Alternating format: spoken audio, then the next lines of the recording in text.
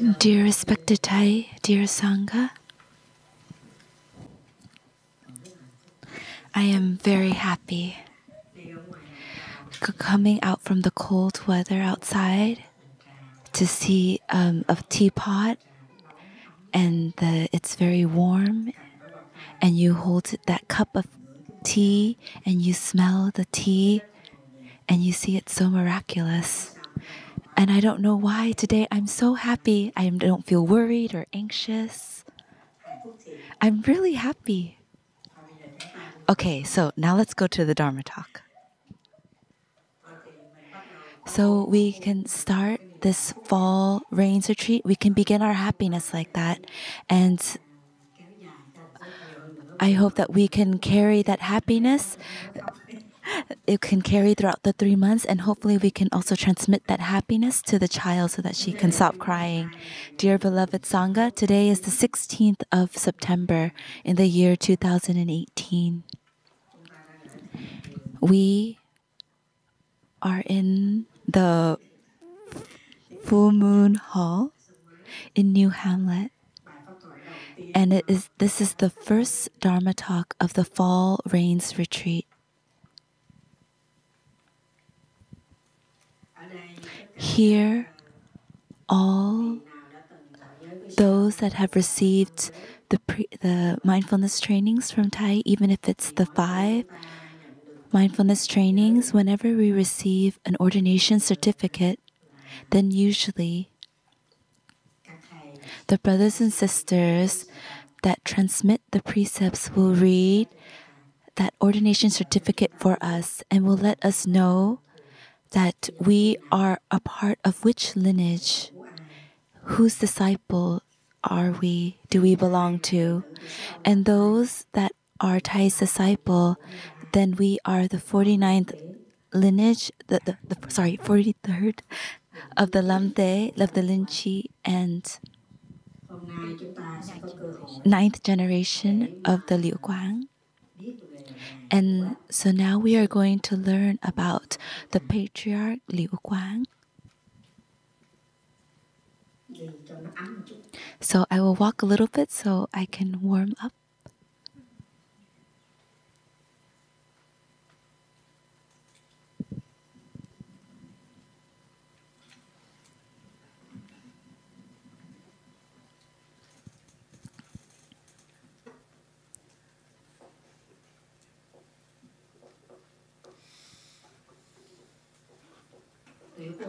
Lieu Quan.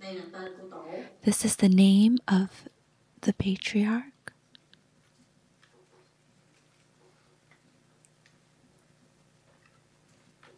Liu has 2 meanings. It means Roy, complete. It also means understanding, to see, to know. Quang, it means to contemplate, to look deeply. It means we can say that because of the looking deeply, we can see clearly, but it can also mean we have also looked deeply, successfully, contemplated successfully, completely. So first of all, we should know the Patriarch Lieu Quang is Vietnamese. He was born in the year 1670 in the village called Bac Ma. This is just the name of the village. The province Phu Yên. This province, we're very lucky. That province still exists today. After many years, they've changed it. They've still kept it. They kept the name of this province. So anyone that wants to look, to find his homeland, we can go there to that province. I have been there on the internet. I've seen it on the internet and it's very beautiful. So we can go on a tour to visit our homeland. Here, those that are Vietnamese, we can organize a tour to visit the homeland of our ancestor, of our patriarch. He was born in 1670. He was born during the time the country was at war. It's called Trịnh Nguyễn Văn Trân. It was during the Lê dynasty. There were two generals. One was Trịnh. Their last name was Trịnh, and one was last name is Nguyễn. So the Trịnh, they lived together with the king on the north side, and the Nguyễn, this general, he took care from Thuận Hóa. There was the name called Thuận Hóa. Right now, it is composed of 3 provinces: Quảng Bình, Quảng Trị, and Thừa Thiên Huế, Central Vietnam. I will just write Huế so it's shorter. So, this general, Nguyễn, he took care of this area from Thuận Hóa to the north, to the south. From Thuận Hóa to the south. Trịnh is from the north. And so when Lieu Quang was born, the Patriarch Lieu Quang, it was during the time of war. The reason these two generals, they took care of one king. His name was Lê Thuần Thông, King Lê Thuần Thông. And this war was for 40 years. And his family was very poor. It was not like the Buddha. The Buddha was born and he was the son of the king. It was like Jesus. It was poor, born in a poor family. Jesus was born in a cave and he was born in a forest. So he lived in the forest. And he was a logger. And in 1676, his mother passed away. So he was an orphan and he lived only with his father. And in the past, maybe he didn't have a place to play. So when he was an orphan, his father would take him to the temple to play with the monks. And that temple was called Hội Tu Temple. Here, Hội Tôn. This young child met a Zen master called Tế Viên, which he was from China. He was from Quảng Đông, from China. And he built a temple in Vietnam. And he was the abbot of this temple. And he would usually go to the temple, and he was very much loved by the Zen master.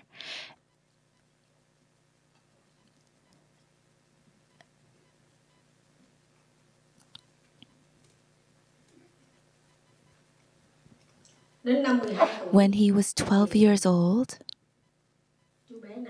this child, he officially continued to live at the monastery with the guidance of the Zen master Tế Viên. And so he was a novice. He learned the sutra, the gathas. But it was all in Chinese because in the past, he was Chinese. And so then everything, all of the chanting was also in Chinese. This is when he was 6 years old, and this was when he was 12 years old. So living at the temple for 7 years with the Zen master Tế Viên, and then he passed away when he was 19 years old, when the Patriarch Lieu Quang was 19 years old. So He stayed there until he was 19, and he was still a novice because he hadn't received the novice precepts yet. So he was still like an aspirant. So 19, you could still see he has a little, I don't know what it's called, it's called a job in Vietnamese. So like when you're aspiring to be a monastic, you would have you would shave your head, but you would have 3 patches of hair. So it's like this, like on the board. So those are the patches of hair. So this is like from the head, and then you would take a picture. This is how it would look like. So when you are an aspirant, then that's how it is. And for the nuns, when they're aspirant, then it's just one patch, but then it's like a long down to the ear. You shave completely the head. It's like a mode, fashion show.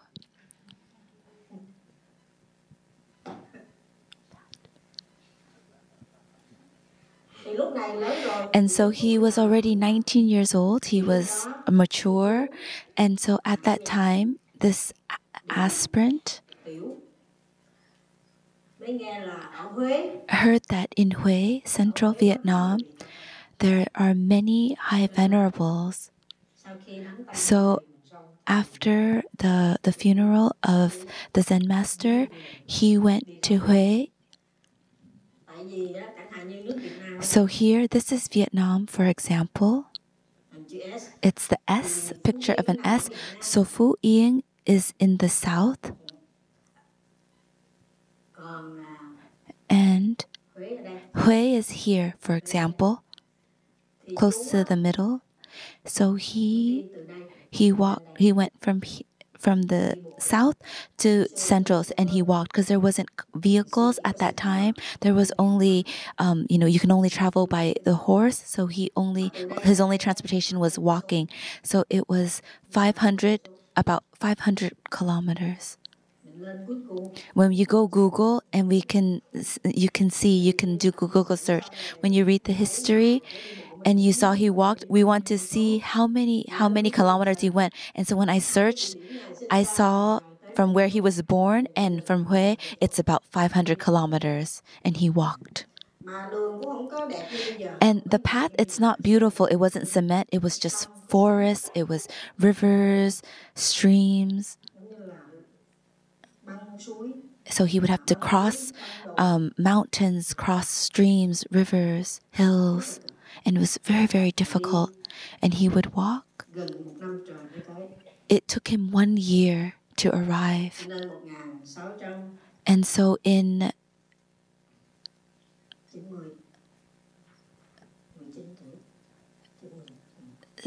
1690 is when he arrived. It took him 1 year. So when he was 20 years old,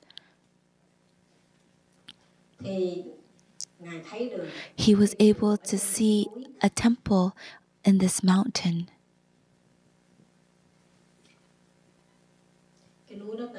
That mountain is called Wang, Hàm Long.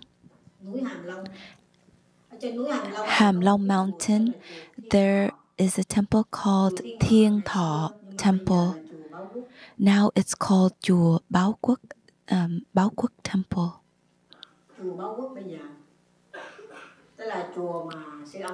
It is a temple that our teacher, he went there to study when he was an aspirant. Our root temple sent him to this temple, Thiên Thọ, because it was an institute, a Buddhist institute, kind of like EIAB in Germany. And so they received all the brothers and sisters, the monks and nuns from other temples, and you didn't pay by money. They shared. He went to this temple, Báo Quốc Temple, and so through Hugh, they would have to send Hai Yang. I forgot to see Hai Yang is how many kilos. It's like about kilos of rice. That's how they would pay. It's about 40 kilos a year of rice to send to this temple. Instead of paying money, they would pay by rice. And so at this temple, D-Twah temple, there was a Zen master named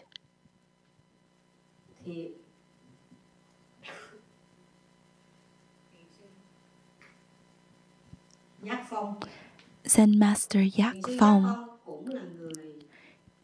He was also from China, and he was also from the province Guangdong.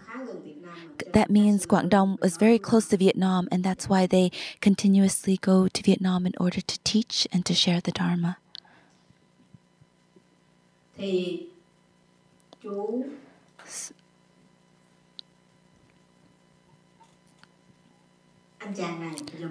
So we will call him. So when he reaches at the age of a Zen master, we'll just call him. So he practiced for 1 year with Zen master Yak Phong, and practicing like that, he heard news that his father was ill. So he walked back to Phu Ying, his province, his homeland. He went back to his homeland.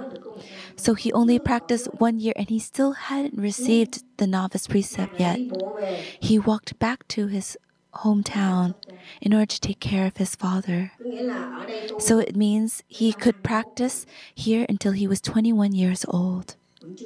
And he still didn't receive the novice precept.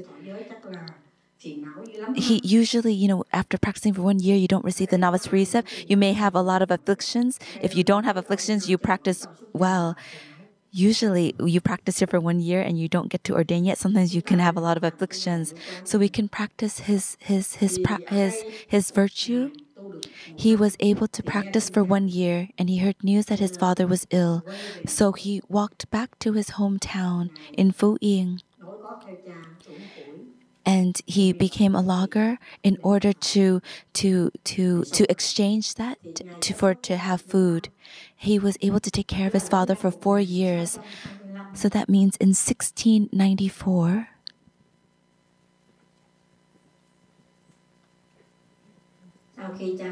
after his father passed away, 1695, his father passed away when he was 25. Then he returned back to Hue in order to continue his practice.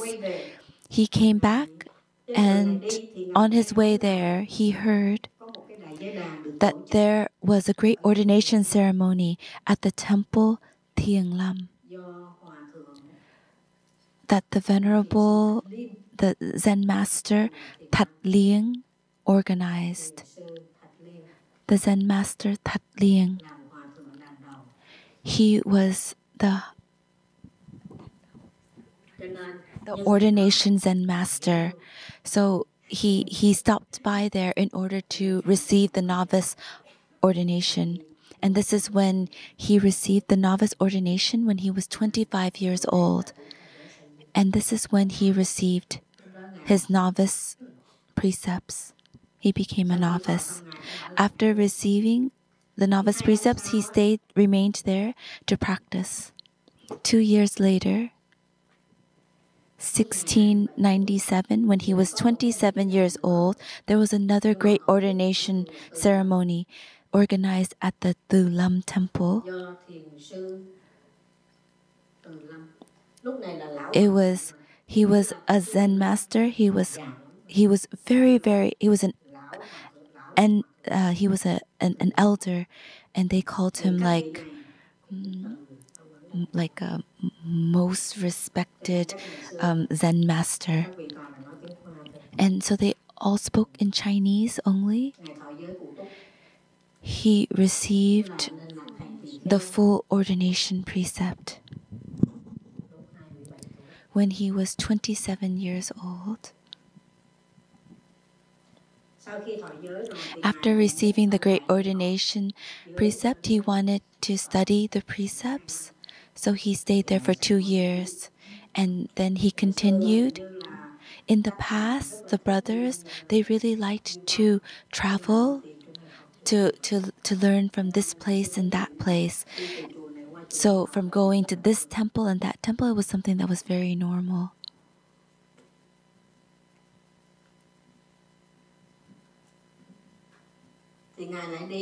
And so he continued to travel.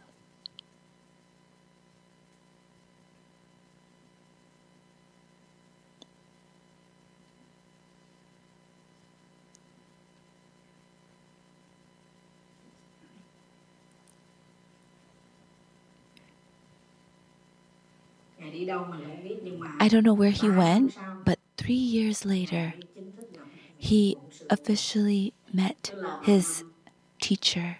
It was the year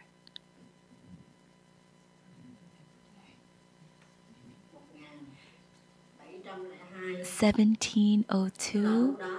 It means that he was 32 years old at that time. He met Zen Master Minh Hoàng Tử Dung.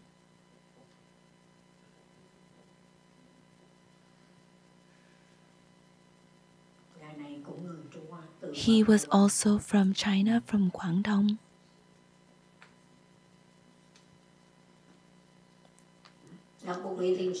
And he met this Zen master on a mountain called Long Sơn Mountain.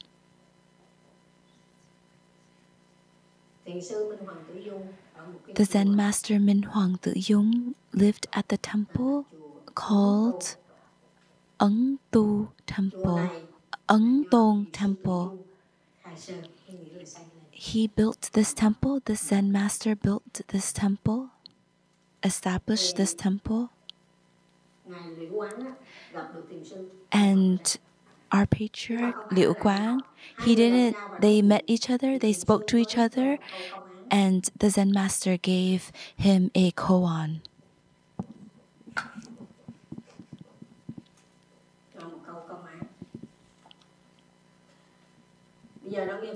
So now I need to explain this koan.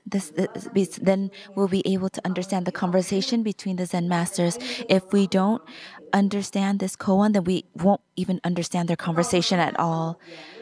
The koan, it's like a question, like a riddle, but it doesn't need an answer from using your intellect. Maybe our normal riddle, for example,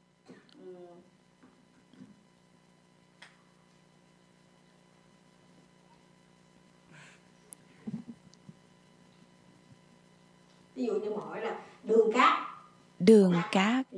Is that a koan? Oh, the sandy road. Is there sand in it? That could be a koan.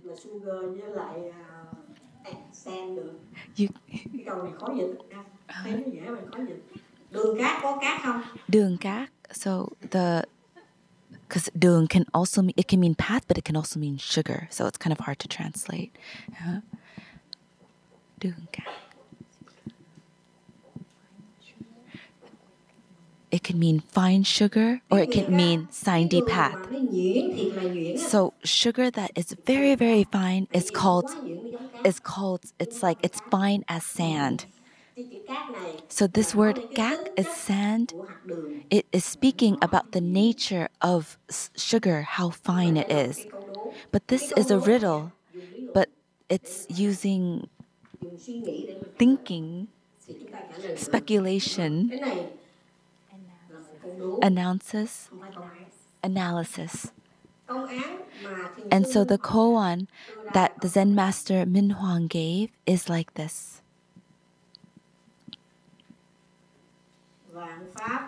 Vạn Pháp. All Dharma goes to the One.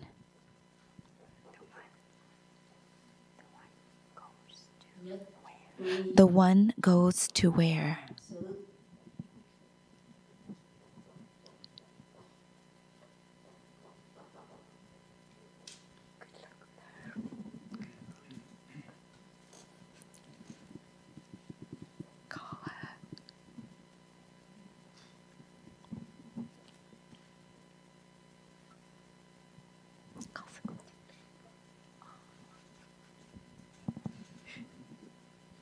Muôn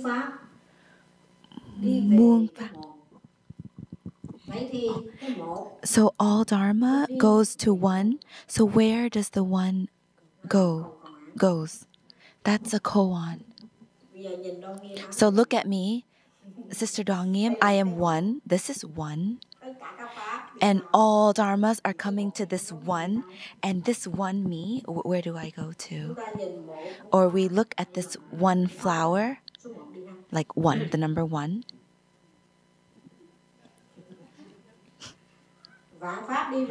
All dharmas go to one, the rain, clouds, the person taking care of the flower, those that water it, etc., etc.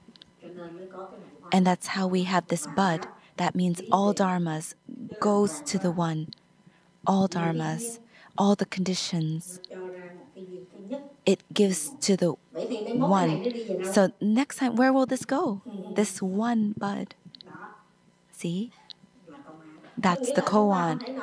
We cannot answer, it will go everywhere. We can't say that. We can't use our thinking to answer that.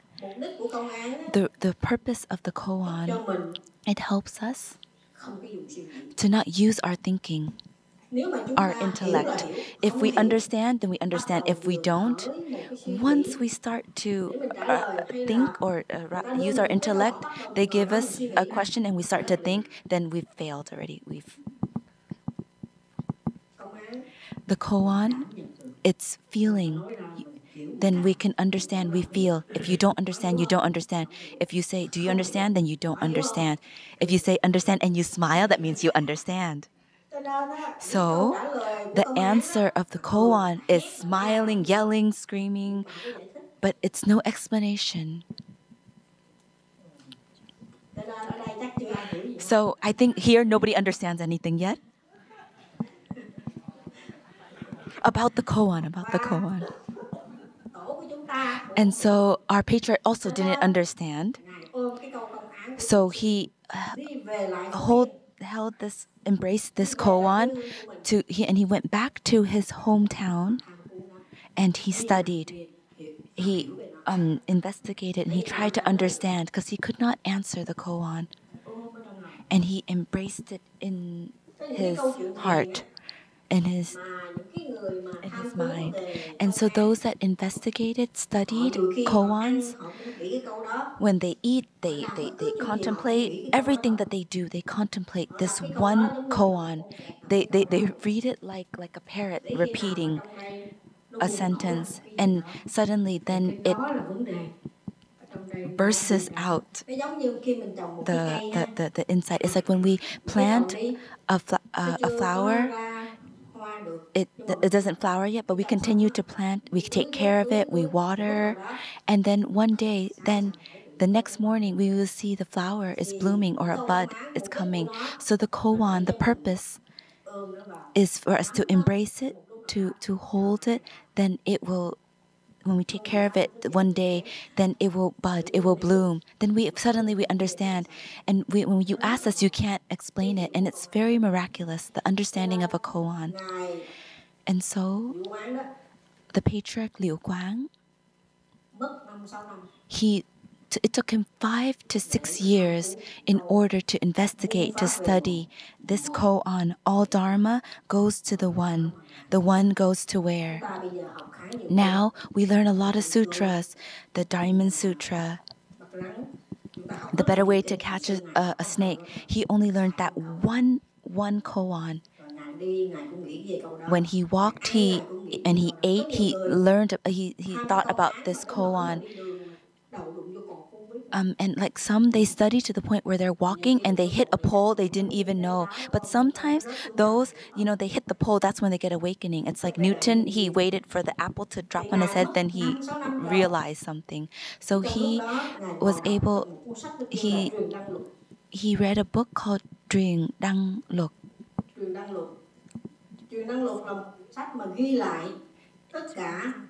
Recording of all the stories, the gathas that have been transmitted from this generation to the next generation. It's a book, it's storytelling, but it's the transmission between this person and that person. It's like the lamb transmission that we have. So it's the transmission to this person to the next person. So it's called Drinkie, lamp transmission. And when he was reading this book, there was a line, a sentence. Chỉ vật. pointing to an object to express an idea or a deeper meaning, intention of the mind.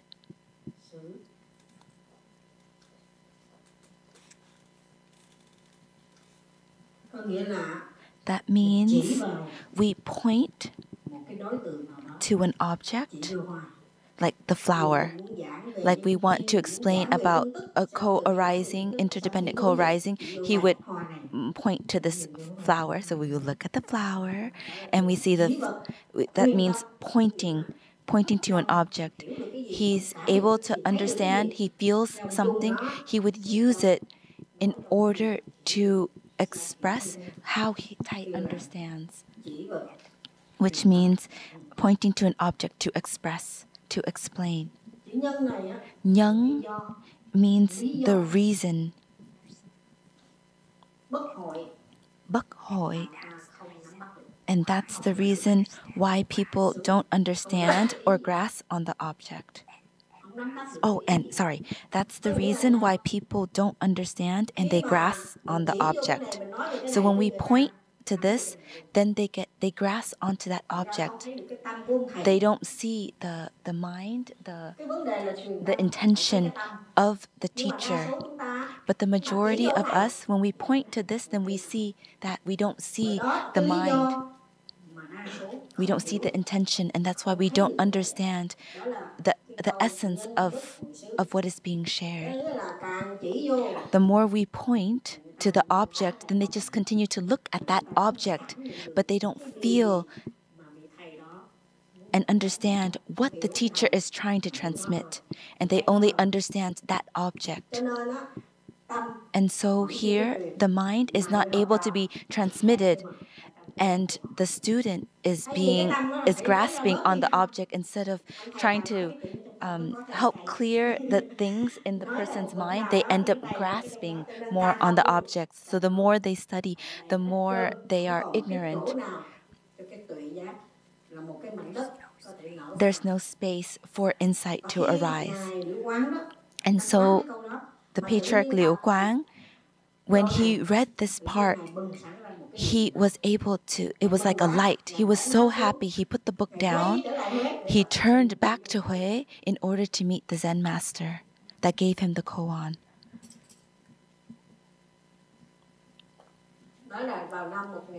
And that was in 1708. This was the second time he met the Zen master. He was 38 years old at that time. He met the Zen master Minh Hoàng Tự Dung in order to share with him the koan that he gave him 6 years ago, how he understood it. He wanted to present his insight. If he would approve, certify his insight. That was what he felt, his insight, was it correct or not? The Zen master, when he heard the Patriarch Lieu Quang share, he wanted to check one more time. He read a poem.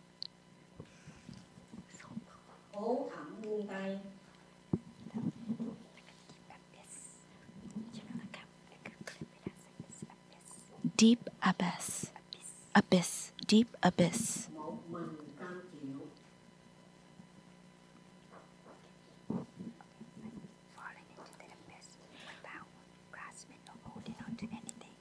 Okay. It's like falling into a deep abyss without grasping or holding on to anything.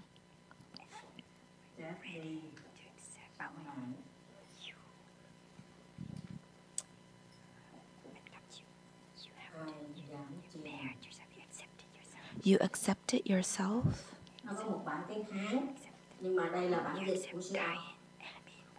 And you accept dying and being born again. So those that want to read this again, you can. It's in the... So he read this poem. The Zen master read this poem. Do we feel anything? This is like a test in order to check the insight of the Patriarch Lieu Quan, for example, like this is a mountain. This is a mountain. I'm standing on the mountain, and then we jump down the abyss. We jump down like this. It's a deep, deep abyss, abyss, and we let go. So usually, it's like a cliff. So when we jump down a cliff, we usually want to hold onto something. But he said, this cliff, we let go. We don't want to hold onto anything. We just jump without holding, without grasping. This is a very, very good line.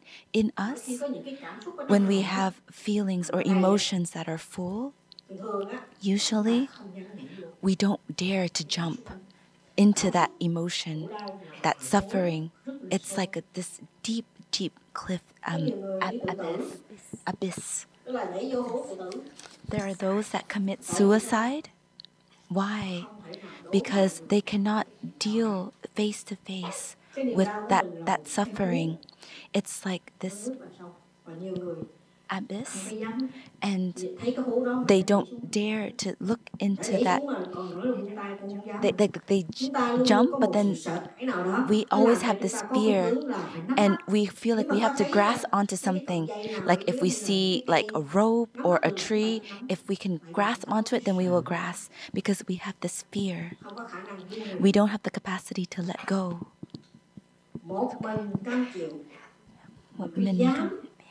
We bear it ourselves, and we accept it.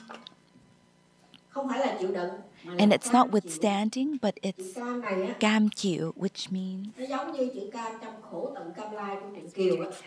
it means to just accept it. And there's something sweet in it. They dare to do it. They are ready to accept, to jump. They are happy to do that. Cam here, it means you don't have any fear. Cam chịu, there's no fear. You jump into the abyss. Sorry, my pronunciation. So that's the idea.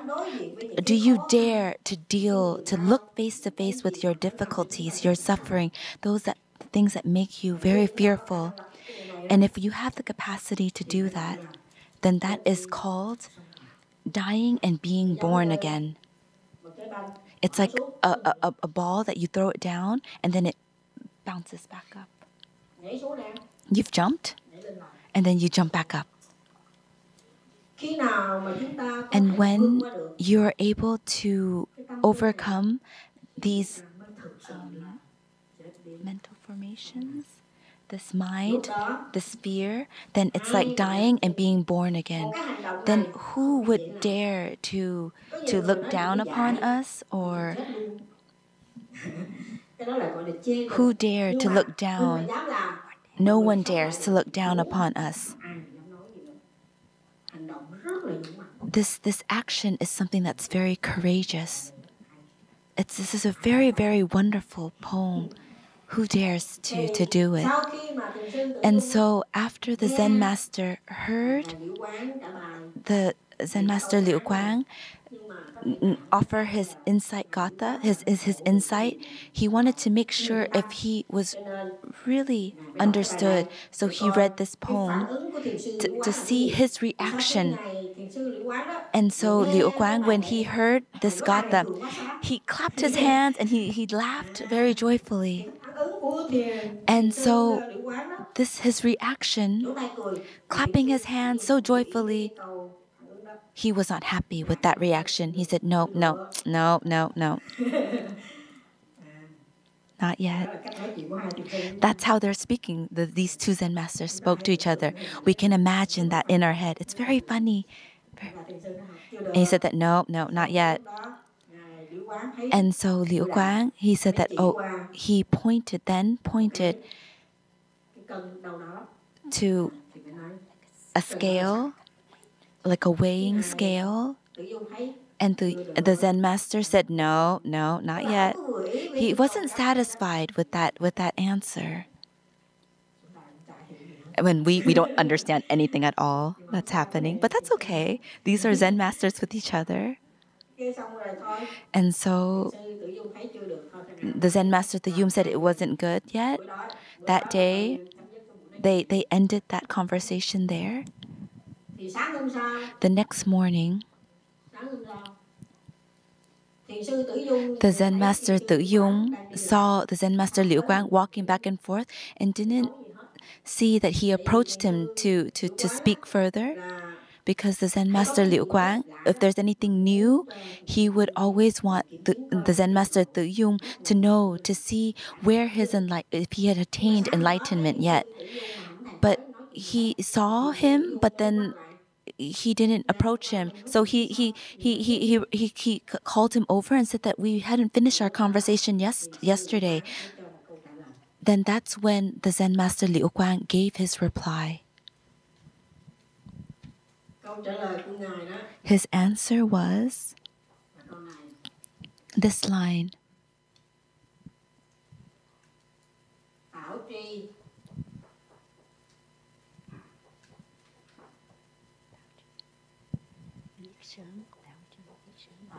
Okay.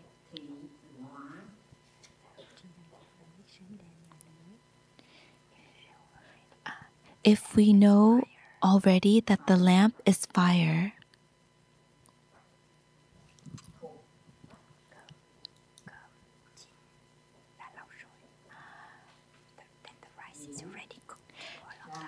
then the rice is already cooked.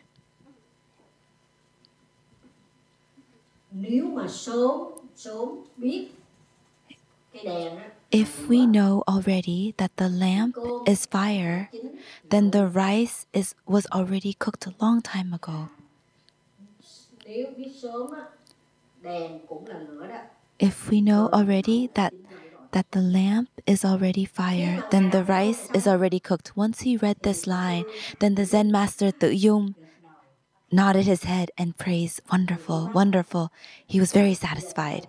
So now we can explain this gatha.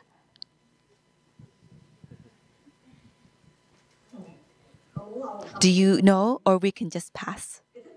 Do you want to hear the Zen story? The reason why we cook rice and it takes a while for it to be fully cooked, we need to use fire, not the lamp. When we cook rice, we just think of the fire. We don't think about the lamp. And so when we see the fire, then we know we need to cook. So sometimes you see the light, but we don't think about cooking rice. We look for the fire in order to cook. That is the form.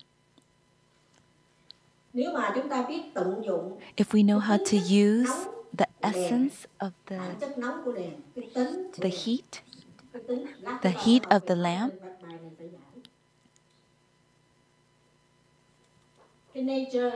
the nature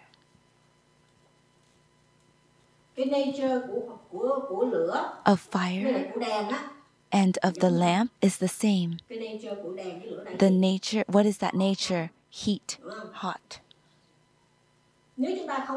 If we don't have fire, then we cannot cook rice. If we don't have fire, but we can use the lamp in order to cook the rice because it has the heat, and we can use that heat in order to cook the rice. And so the Patriarch wanted to share, he was looking for that, but for the fire, but he overlooked the lamp. But if he knew that the lamp and the fire had the same nature, then he wouldn't have lost so much time like that. And he was able to share that. And the Zen master said, you understand. You can see the nature of phenomena. And so he passed. Do you understand yet? Wonderful. Do you see it's wonderful? Because I see it's really wonderful.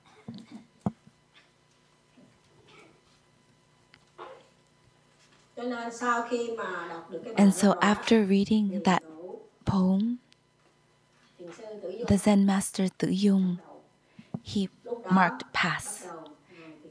And then the Zen master Lieu Quan, within this year, 1708, he built a temple called Thuyền Tông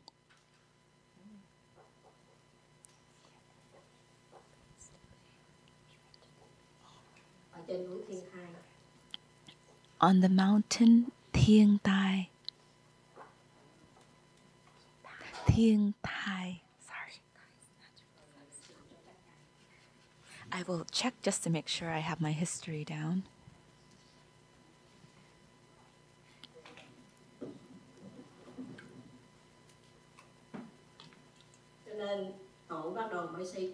And so then he established this temple on this mountain, Thiên Tai. And he continued to study and he began to teach.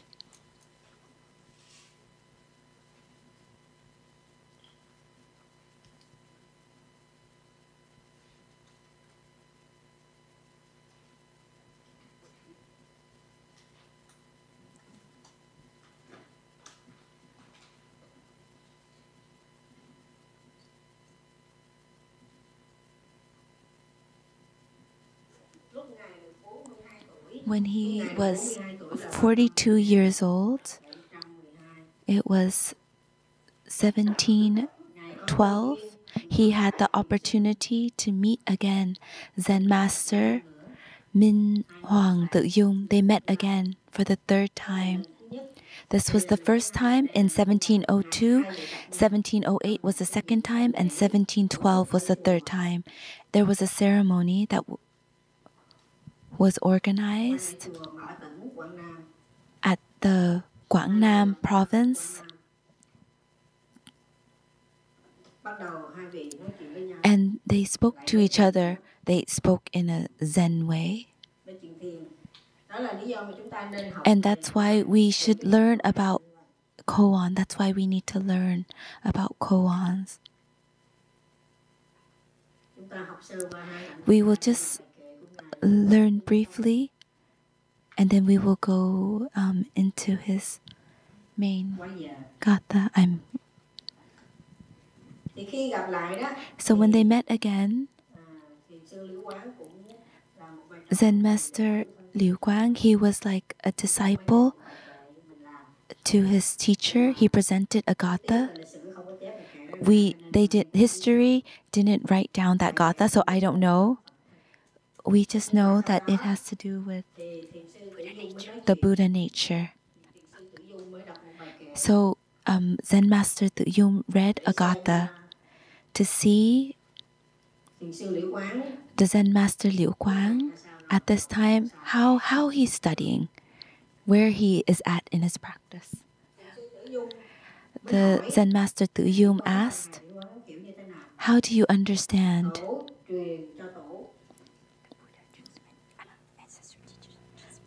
The ancestor transmit to the ancestor.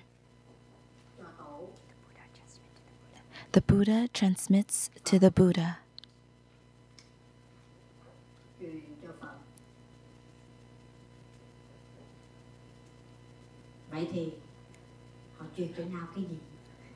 So, what do they actually transmit to each other? What actually do they transmit to each other? I teach to you, you teach to the younger ones, and then the younger ones, who do they teach to? What are we transmitting? What do they actually transmit? Zen Master Lieu Quang, is he able to recognize? So it's a question, but at the same time, if we answer, like the sutras, to respond, then we've failed. This is the way the Zen Master replies to another Zen Master. What do they actually transmit?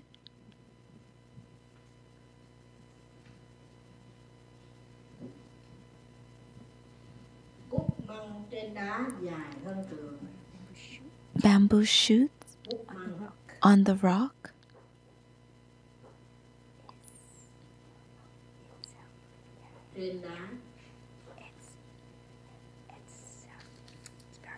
It's very long, very high.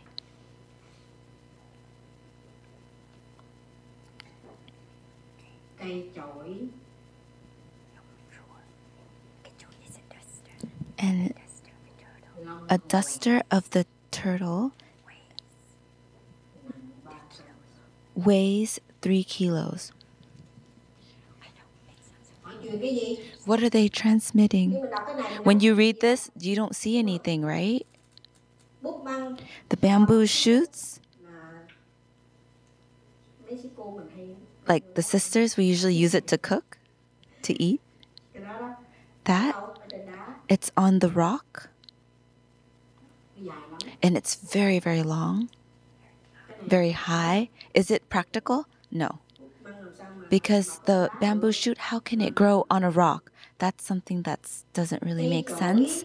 And the duster from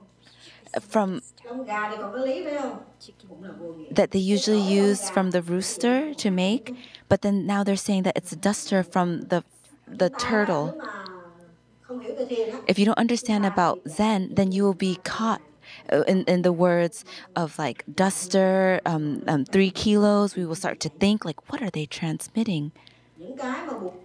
What the Buddha is transmitting, it's not through words, through speaking, not something to talk about.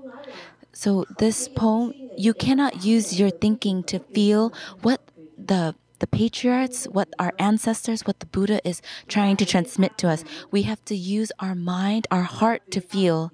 So we have to use our mind to receive it, our heart to receive it. If we sit there and we think about this bamboo shoot,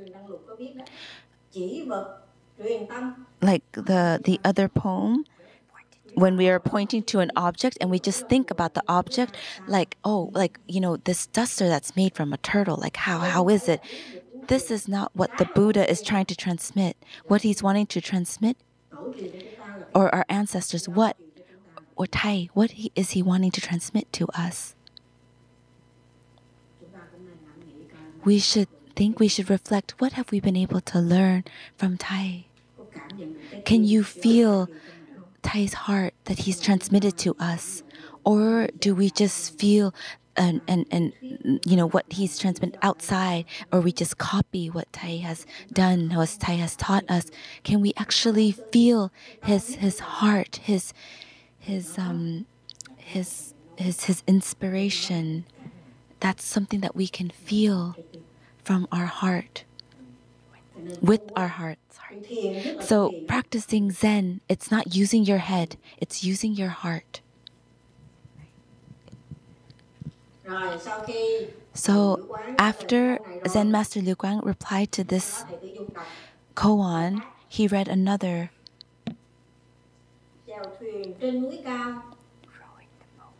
Rowing the boat on high mountain, rowing, sailing on a high mountain, rowing the boat on a mountain. It's something really like not possible. It doesn't make any sense. So horse racing in the depths of the sea. Can you really do that? So horse racing. So the first poem that we had read about the bamboo shoot and then the duster, we already see that it doesn't make sense. And this, it's also the same, similar, this next line about rowing the boat on high mountain.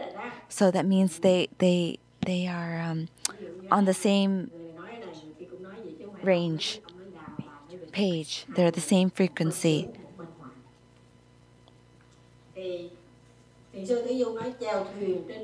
Rowing the boat on a high mountain. And he added, they speak together and they're really on the same frequency. The broken string of the star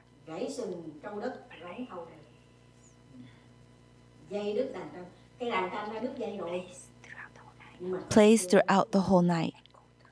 It echoes throughout the whole night. So the buffalo,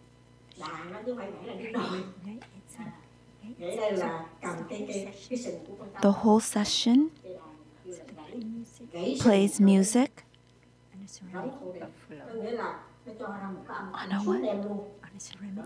On a ceramic buffalo throughout the whole night. So what they're trying to say in this gatha, these are the responses that the ancestors are transmitting to the ancestors and the Buddha is transmitting to the Buddha. And we can never talk about it, use words to explain about it. And when they speak to each other, it's through images, it's through poetry. When we think of it, then we cannot think further. How can we think further? That is a way to help us not to think too much. And that's the reason why practicing in the Zen tradition, it's not using your mind to think. And so we should learn to use your heart. After they spoke to each other, Zen Master Doan Nghiem, he was very much satisfied, and he continued to nod his head, and he was very happy with his disciple. And officially, he was officially considered as his disciple. And his full name is Thuk. There's a line, but we won't go into it right now. It's Thuk Yu. They say his full name is Le Thuk Yu, but Thai does not agree with that. He just uses the word Thuk Yu. Thuk Yu.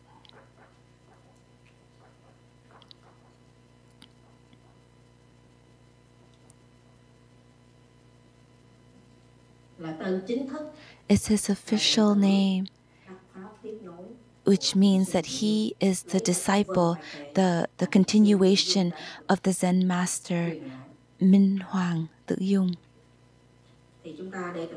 And so we are Thai's disciples, so then we will follow as Thai has researched. And if it's wrong, then Thai will be responsible for it.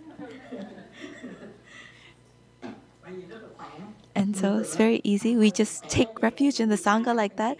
If anything's wrong, the Sangha, will take care of it. We shouldn't take care of it ourselves. And so when we take refuge in the Sangha like that, then it's very easy.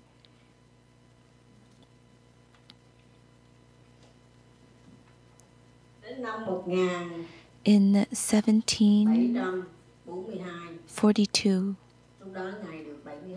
he was 72 years old at that time. He saw that his health was not very stable. And so he shared with his disciples. And so on the 21st, it's the same year in the lunar calendar,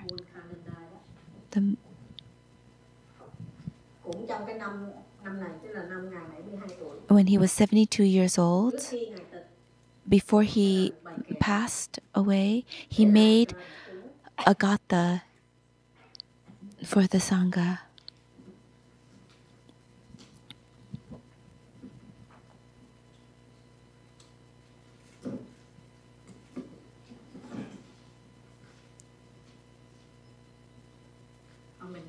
So we will read it because writing it down will take up some time. Past 70 years. Oh, actually, then it'll be hard to explain, so I'll write it.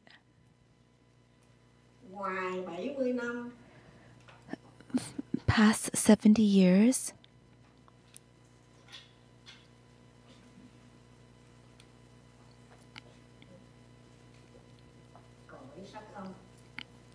Living in the world of form and emptiness, which is our world right now that we are living in. It's called Shakham, form and emptiness.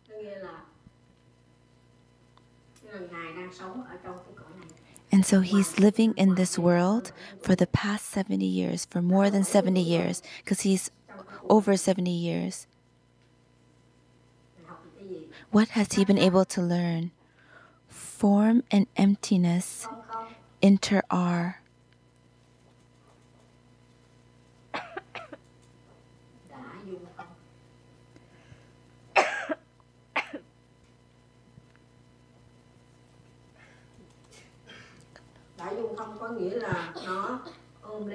It means that they inter-are, they embrace each other. Form and emptiness is not separate. But he sees that in form there's emptiness, and in emptiness there's form. They embrace one another, they inter-are. There's not a separation. When we practice to the point when we no longer have discrimination. That's when we have attained enlightenment. And so form and emptiness here, they are not two separate entities, but they embrace one another, they inter-are. This morning, the vow is fulfilled. When he gathered his disciples, this morning, the vow is fulfilled. I return home. When I read the word ước here, I remember it means our appointment with life. There's a book called that Thai has written, Our Appointment with Life. Vang ước, it means we have completed, we have that appointment. Vang means complete. This morning, he sees that our appointment with life, with my life, with this life, it is completed. Now I just return home to my... So when we come to this life, it is an appointment. And when we come here, the appointment is finished. Now we return back to our home. What else do we need to ask for from our ancestral teachers?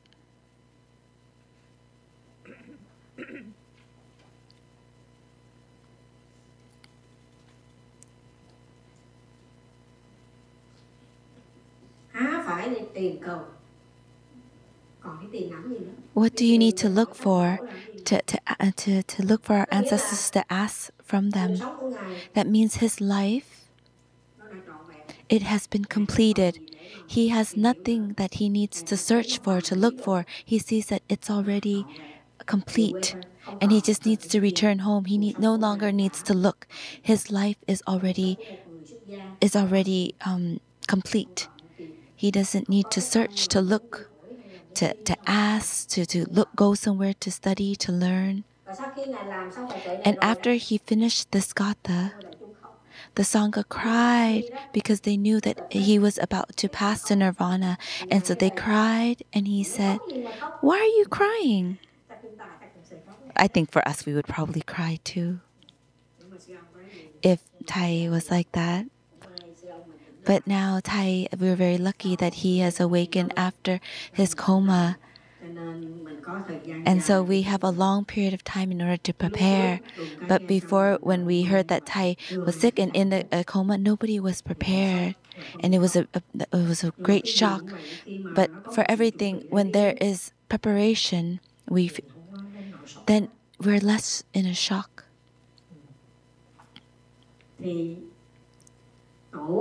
So that the master called and he announced to the Sangha that he is getting ready to pass. Of course, there are those are shocked and there are those that will cry. And he said that, "Why are you crying? What is there to cry for?" The Buddhas, when they are born, so I'm just repeating, it's not me speaking. I'm repeating just what the ancestors shared. When the Buddhas are born, they pass into nirvana. And me, I know the path, where to go. There is nothing more to fear I don't need to wait for anything. So you don't have to worry or be sad about anything. If we pass away and you know where you're going to, what fear is left? It's a great happiness. It's like we are going on, traveling, and it's like it's a one-way ticket, traveling forever. And if we leave in that mindset, then what is there to cry about? And if we're like, being kidnapped, then of course we're going to be very fearful because we don't know where we're going. But he has a path. So that what is there to cry? I already have my path. I already know where I'm going. What is there for you to cry? So when they heard that, they said, okay. Then he asks for the time. What time is it? I forgot giờ mùi. What exactly is the time? I think it's like about before 12 o'clock. You can search on Google, giờ mùi. What time is that? I forgot to check. I said that I would check this morning, but I forgot.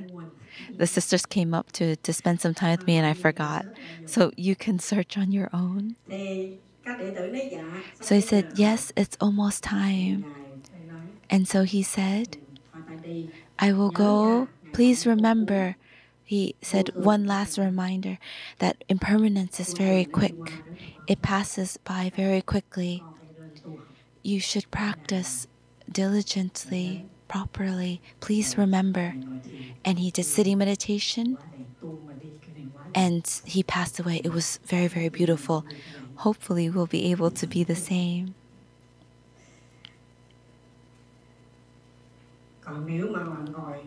And if you're doing sitting meditation, then you can lie and try to lie very beautifully. So when people see us, when we pass away, they'll be like, oh wow, but if it's not so beautiful, maybe it's not so nice.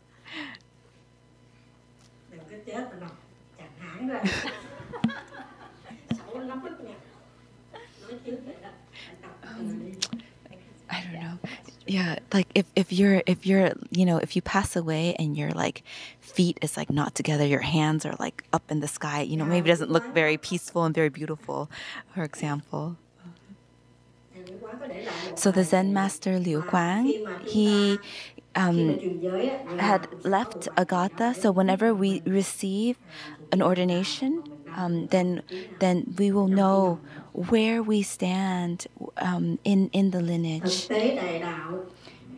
The Gatha goes like this: the great way of reality. So for the novices, you will see this Gatha on our novice ordination certificate. So as disciples, we should memorize this Gatha. So I will write in Chinese and read it in Vietnamese, and I will read it in English. The great way of reality.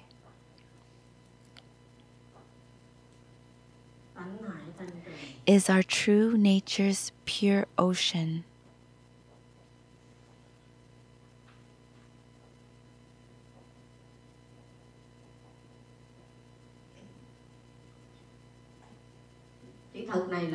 Thật here means the truth. Tế here, it means the way, a domain. So this speaks about these two ways. It makes reality. This domain, it makes the reality. Whatever we are in touch with, it is the reality. Thật here also means reality. Suchness, the great way of reality. Although it's a great way, it's a great path. It's like hải is the ocean. Bản chất is nature. It's very clear. It's pure. It's settled. And when we see the ocean, it's the tides rising and falling. That's not the nature of the ocean. The ocean, if it has tides rising and falling, it's because of the wind. It's because of conditions, outer conditions. But its nature, its essence, it's pure. And it's still. And we see that it's rising and falling, it's from outer conditions. And so this great path, it's great and I like the ocean, but its true nature, it's pure and it's still.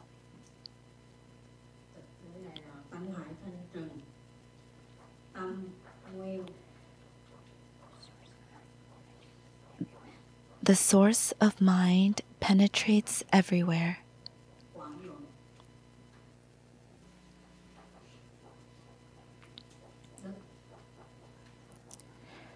From the roots of virtue springs the practice of compassion. Tam Nguyên, it is the source of mind. Our mind, it's not something that's dead, it's a source and it continues to flow. It is a source. Source of mind. Quang here, it means that everywhere. Nhuận, it means it penetrates. It has the capacity to penetrate everyone. Like today I share and nobody is falling asleep. That means it's penetrating. It's penetrating. And if you're falling asleep, then it means that it's not penetrating onto that earth. To that. It means, Quang means it's broad. It's expansive. Then it goes out to the even outside the hall. So it means that it's very expansive. It's very wide. It's like a source. Because water, it's very flexible. So even if it's a rock, that person is not very likable, and slowly, then it will penetrate. So the nature of the mind, it's like water, and it can penetrate very deeply.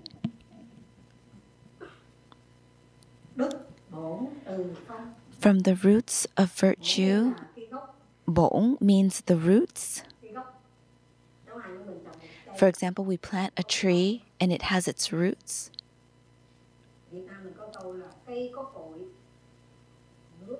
Trees have roots and water has its source. It means the root of the tree it means it's the roots of virtue. We need to have virtue to make it our root. We need to have virtue, a practitioner, a monastic. What do we think about when we hear the word virtue? Virtue is like a type of energy. It transmits, it expresses the love, the understanding of another person. For example, a person understands another person. We feel that they understand. We can feel that energy of virtue. That means that a person has virtue. That means they have the capacity to understand, to love. Từ phong. Từ is also a type of love, compassion. Từ is compassion, is like bringing joy to others. Bi is relieving the suffering of others. Phong, it has two meanings. Wind, it can also mean wind, but phong can also mean the way of being, the demeanor. The demeanor of a person. We can imagine wind. When you place something lightly, then the wind can blow it away.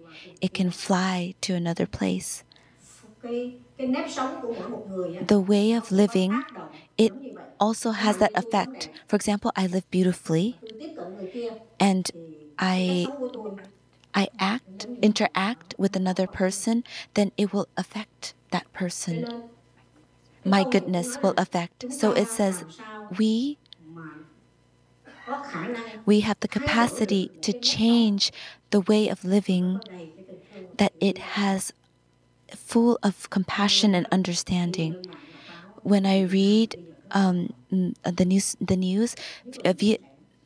Vietnamese people right now, they're very violent. They're driving the Hondas and they don't apologize, then they can be beaten to death. Like you're maybe drinking beer and maybe accidentally somebody went to the toilet. You don't know if somebody's sitting there and you sit there, then you can also be beaten to death. That is a way of living, a demeanor of a way of living that's violent, and it's opposite of the word tu phong, which is the practice of compassion, of love and understanding. If we want to have that, then we need to have the root, the a virtue. We need to have a heart of love to be able to change the society or the way of living. That is the responsibility that us as practitioners, as monastics have.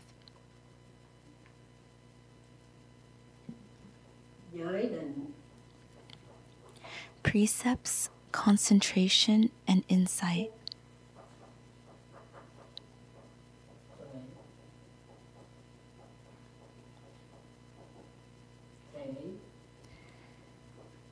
The nature and function of all three are one.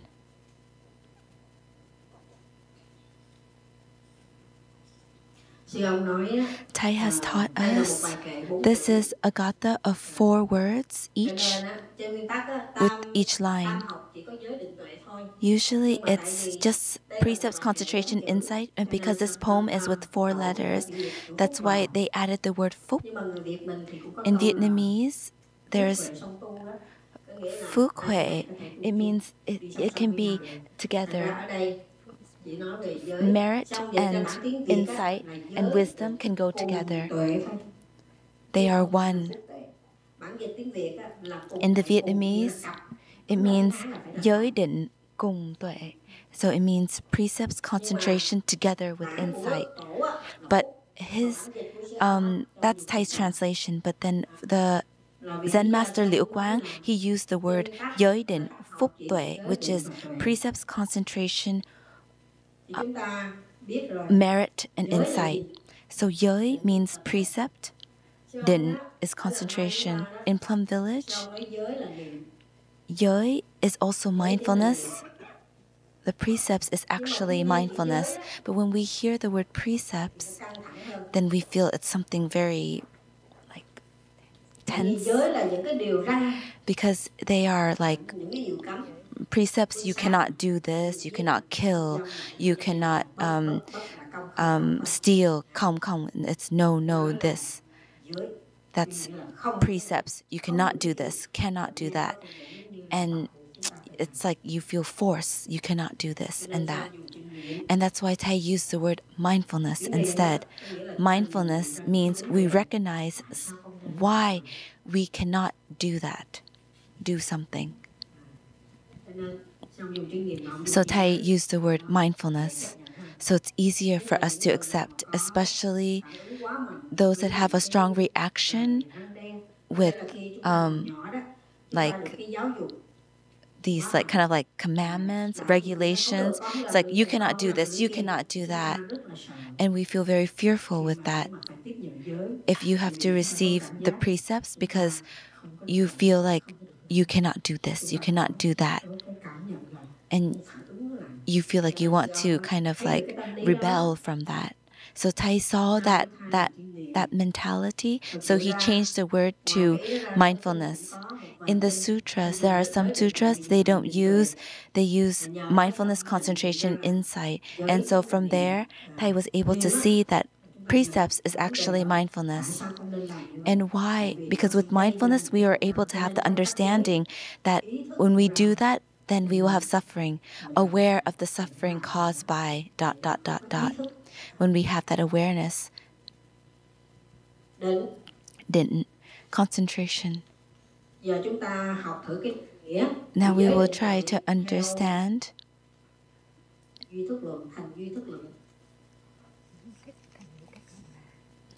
Yi Thuốc Luận, which is Vinya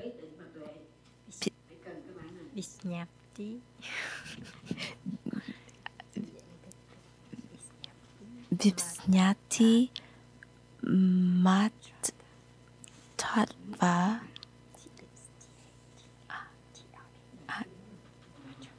Mattva Ta Mattata Siddhi Sastra.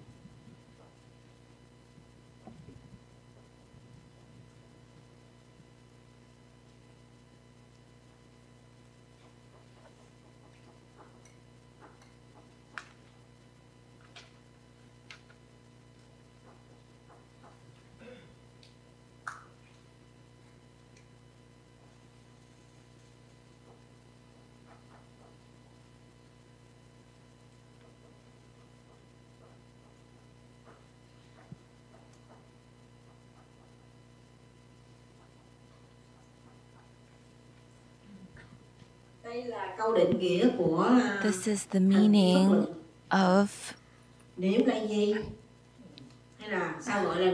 why is it called mindfulness? A person, when they observe outer conditions, they're able to distinguish its nature. They're able to see, to distinguish clearly the nature of that object, of that environment. It helps us to have a view, a very clear view about the environment, about at least seeing. Yeah. So our breath, it has to be clear. From 1 to 10, it's not 1, 10, and then it goes somewhere halfway. Then that means we've lost mindfulness. Mindfulness, we have to see clearly and to distinguish what it is. When we are in contact with an object, then the nature of mindfulness is be able to see clearly the object. Secondly, the use of it, the function of it, is that we no longer have any doubt, any hesitation. We are able to see clearly.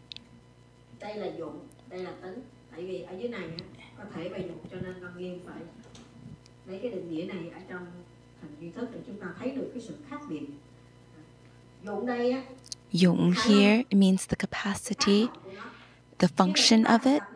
When we practice mindfulness, the function of it is what? It stops our hesitations, our doubts.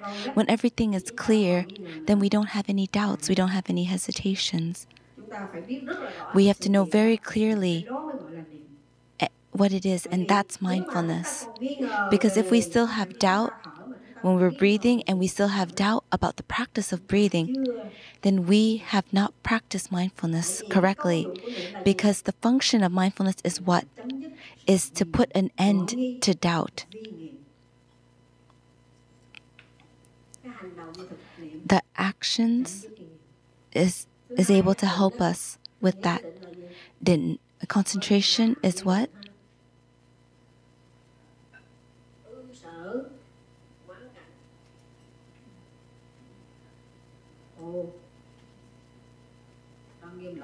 Oh, sorry, I mixed things up with the first line and the last line. Sorry.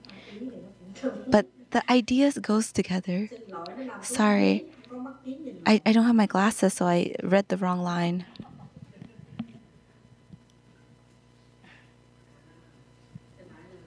Sorry.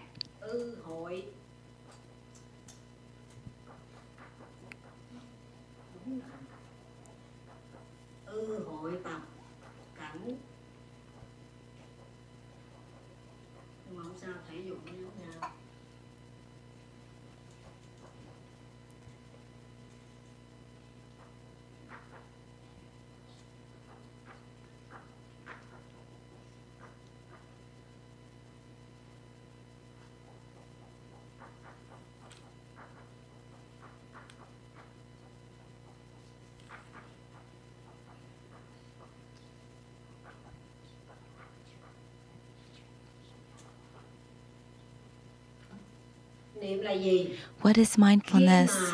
When we meet an object and we get used to that object, we familiarize with that object. This is the object that we meet, that we see, that we encounter. Ho is to encounter, and that means we familiarize ourselves with. And at that time, our mind, we are able to remember clearly about it in our mind. We see it clearly, and we remember it for a very long time. And it makes us never forget. And so mindfulness, the nature of mindfulness, what is it? It does not make us forget. We remember very clearly in our hearts when we familiarize ourselves with the object, when we encounter with the object. Then in our hearts, we have that and we will never forget it. And that is mindfulness. That's the nature of mindfulness. The capacity of mindfulness is, what is its function? It is the refuge for concentration, the foundation for concentration. If we're able to look deeply into something, if we're able to remember it for a long time, never forget it, and familiarize ourselves with it, then we have the foundation in order for concentration to arise. If you want to have concentration, we need to familiarize ourselves with something. For example, we want to have concentration during walking meditation. Then we need to practice walking meditation more so we can familiarize ourselves with the practice of walking meditation. Then we can build and we can develop concentration. That's the meaning of mindfulness. Our object, we need to familiarize. It's like a habit, a tendency. It needs to become a tendency, a habit, to remember it. We don't forget it. And once we have that, it will be a refuge, a foundation for our concentration. There are many say that I practice for so long and I don't have concentration. But when we familiarize ourselves and it has not turned into a habit, a tendency, like brushing our teeth. Every morning we wake up to brush our teeth. That is a tendency, a habit. We can never change it. That is concentration. According to this meaning, it is the foundation, the refuge for concentration to arise and to develop. And that is why concentration and mindfulness, they embrace one another. They inter-are completely. If there's concentration, then there has to be concentration. Viếng thong, it means that when you practice mindfulness, then there is concentration, because its function is the foundation for concentration to arise, to develop. That is the meaning. What is the meaning of concentration?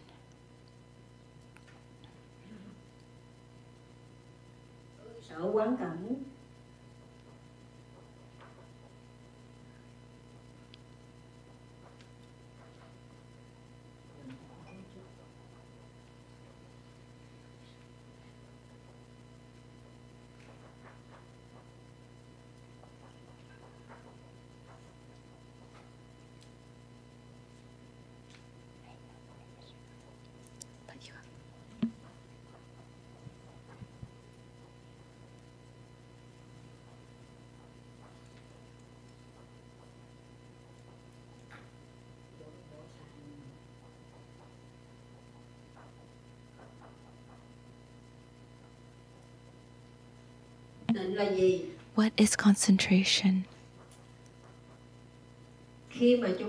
When we encounter that object, we observe that object, our mind has to focus. It's not staring at it. It's we are observing it wholeheartedly. We listen. If we're focusing on it and then we're saying, "Oh, what is that sound I hear?" Then that's not concentration. You don't hear anything outside, and you just focus on one thing. Bhaktan means that you're not dispersed. You don't think about this and that. It's not dispersed. What you just see the flower and you only think of the flower. You don't look at the flower and you think that, oh, do they understand what I'm saying? And you're thinking this and that in your head. Tang long, that's dispersion. And you think here and there. Then it means you are focused. You're not dispersed. Because that is the nature of concentration. What is the nature of concentration? It's not dispersed. Always focused on one thing. That's its nature. If you're able to do that, then the function, it will have the function of being a refuge, the foundation for insight, wisdom. That's the reason why it's Vinh Thong. They inter-are. They're all one. If you practice concentration, then you have wisdom, insight, and vice versa. These three, they inter-are with each other.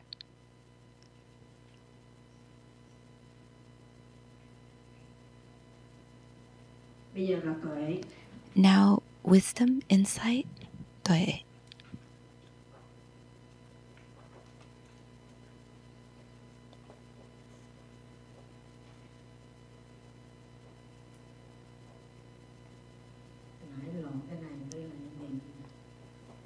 This was the line I mixed up in the very beginning.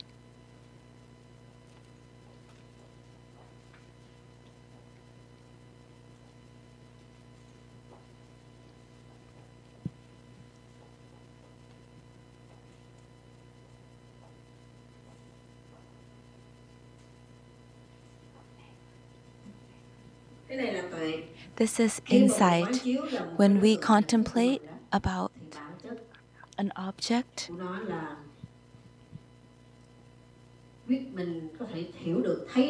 can we see clearly and we don't mix things up? We can look at something, we see it completely for what it is. The majority of us, of an understanding or about something, it's just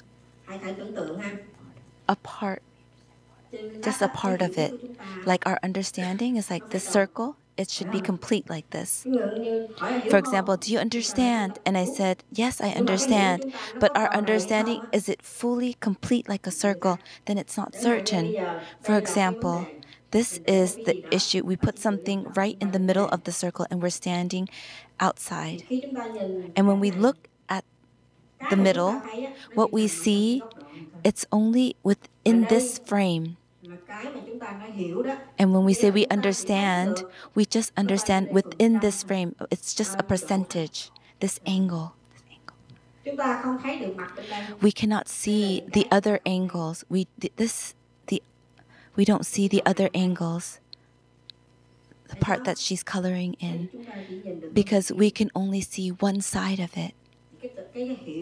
So our understanding is the same. When we learn something, we think that we understand, but our understanding, it's very limited. The person that is standing from another side, they will only see that portion, that angle, from another angle.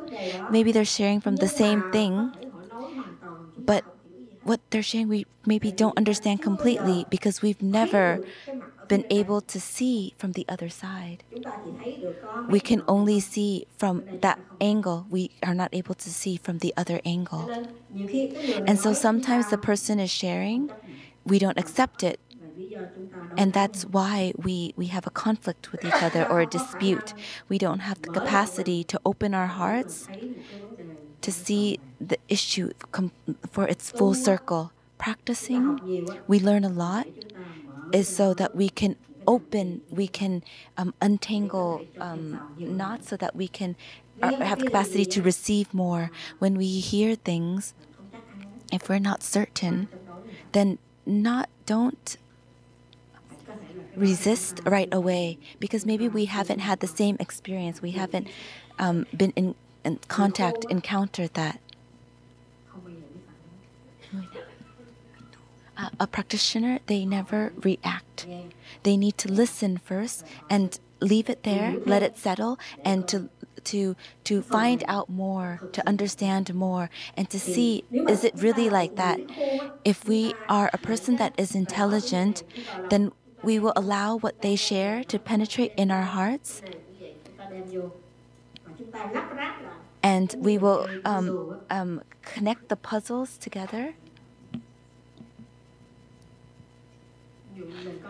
For example, we have this piece and there's another piece from this side, for example, and then we will connect them together. It's like a puzzle. Each person is a puzzle. I'm giving you a part of my puzzle.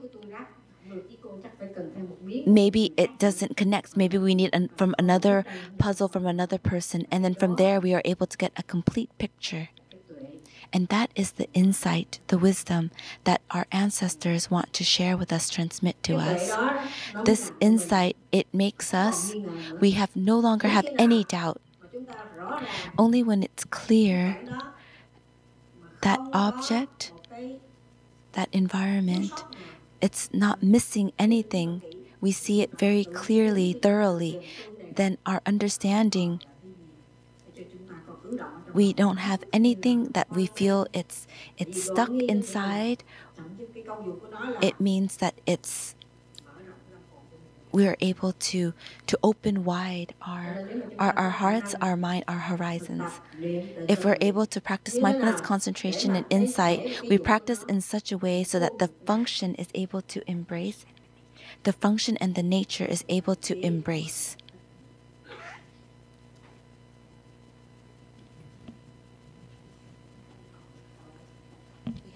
Just a few more lines before we end.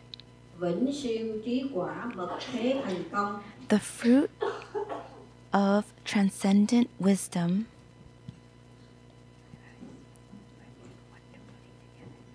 can be realized by being wonderfully together.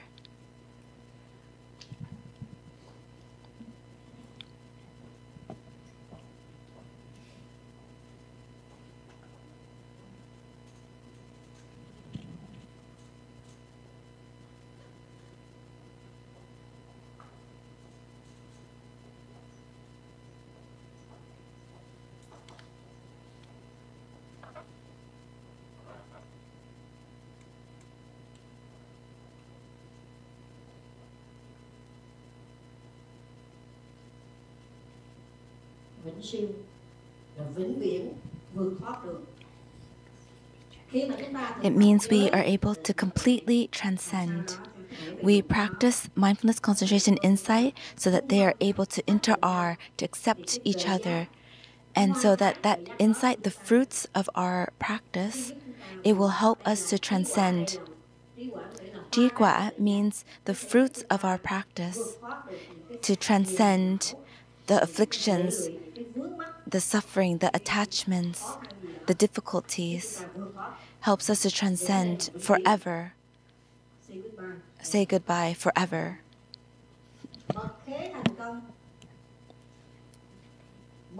And it's like very discreetly realized. It helps us to come together,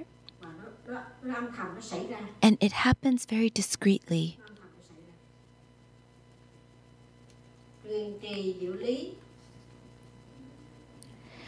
Drinkie, maintain and transmit the wonderful principle.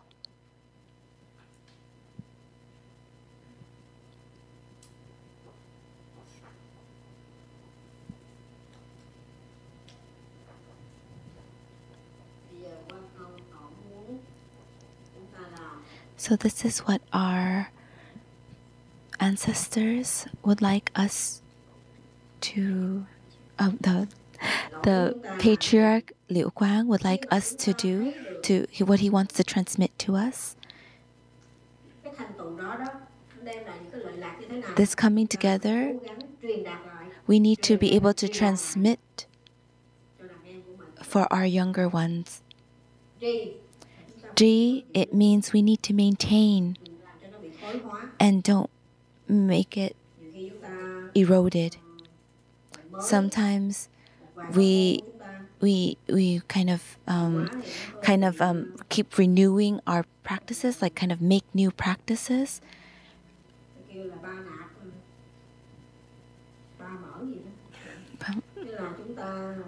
It means we kind of like want to like renew it so that it's easier to receive and practice, easier to breathe, and we make everything so new. Then suddenly, it suddenly you lose its essence. So you have to be able to maintain it fully.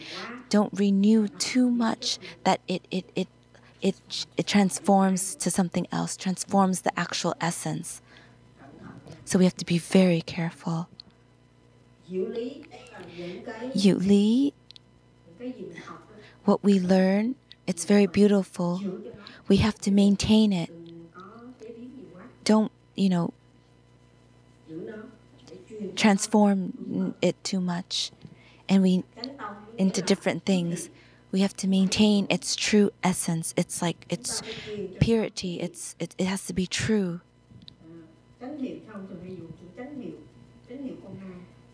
It has to be like real, true. The practices are very miraculous, are very wonderful.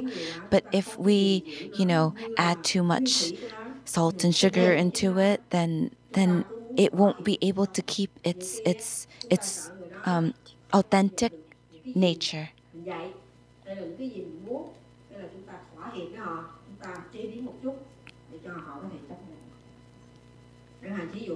For example, this maybe has not happened yet. Like we have to eat in silence. Okay, let's let them speak a little bit, talk a little bit. And we think that our practice is to eat in silence, so we let them speak. We ate silently in 20 minutes, but now we're afraid that it's too long, they can't stand it, so just let them eat silently for 5-10 minutes in silence. Then afterwards we let them speak, for example. That's called Thwa. And that it makes we lose the authentic nature of the practice when we do that. It becomes diluted. And we need to be able to maintain what is authentic, to transmit what is true. And that is when you can call it authentic, true. For example, I heard she wanted to make oil with lavender. She dried the lavender somehow.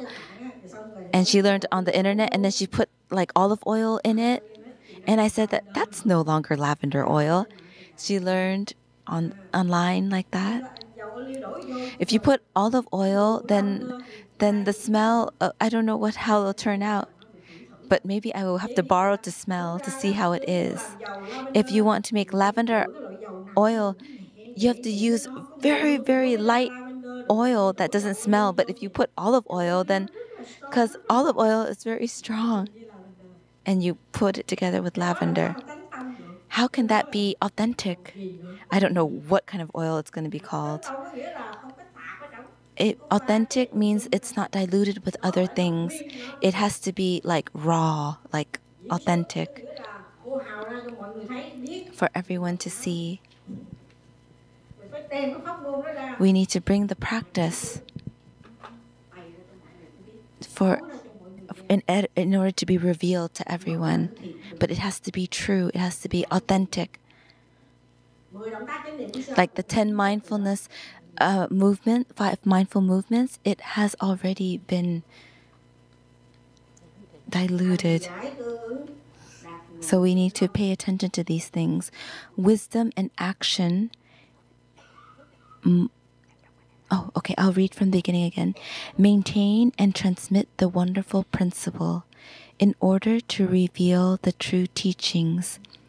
Wisdom and action must go together.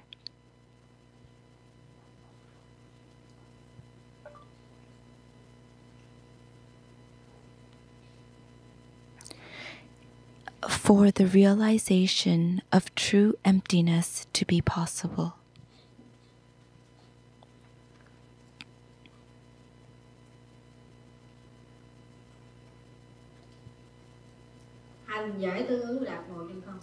Wisdom and action must go together. Our actions and our words, they need to go together. You cannot speak and eat at the same time. For example, I share that with my younger sister.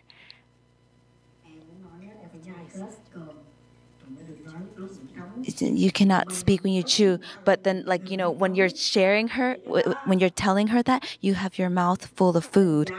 You're teaching that with your mouth full of food, chewing. So that's an example. So what we share and our actions, our way of living, they need to go together. If we can do it, then we can share it. And if we share it, then we can't do it. Then we can say that I'm teaching what the Patriarch Lieu Quan has taught us, but I am not able to do it yet. Then we should share like that. Because I have to teach, because I can't just always teach breathing.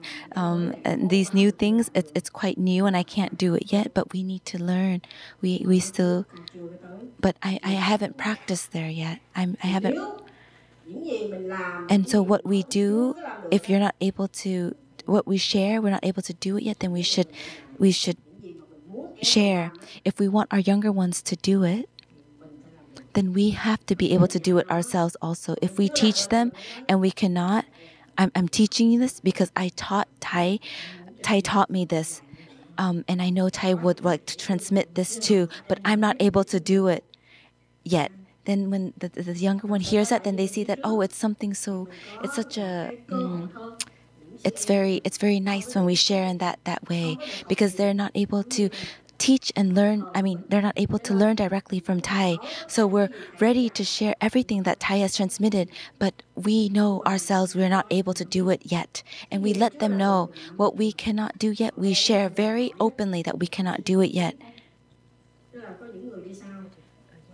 But if our younger siblings can do it, it's good, it's wonderful.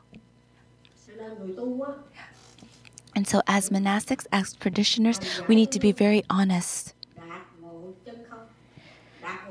For the realization of true emptiness to be possible. So we have a view, an understanding, a wisdom, an insight about true emptiness.